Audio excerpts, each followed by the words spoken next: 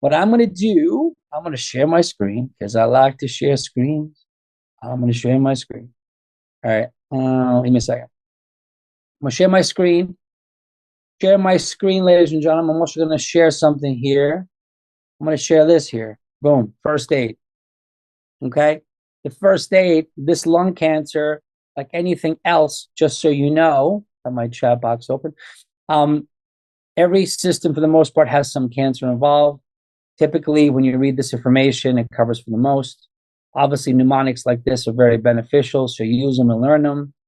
Clearly, there's risk factors involved, but just like we've done other tumors, like in repro, right? Like in lung, GI, you need to understand how to differentiate. That's all I can say. If you don't know how to differentiate, it'll be very, very difficult, okay? So a table like this, I know you've seen many, many times. It's challenging, but if this is not your strong suit, if you're having difficulty with this information, open up a book like this, open up your notes, and let's attack, because they're going to present you a case.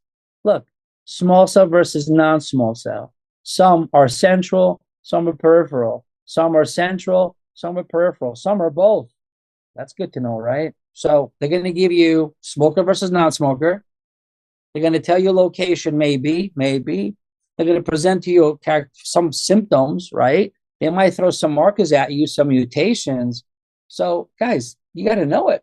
I mean, the more you know how to differentiate a lung cancer, for example, lung cancers, the better chances you have to get the answer correct. If you don't do it, then you walk in and not prepared. I don't tell you. I mean, heads up, Pancoast tumor, always tested. SVC, don't know why. They love to test this. I don't know why they do. They just do. So there's only 1 or 2 questions in AMBOSS specifically for SVC. Do 1 or 2 of them, understand how it presents, and move on. Don't worry about it. But Pancoast tumor is huge because, hey, look at it. There's hoarseness, Horner syndrome.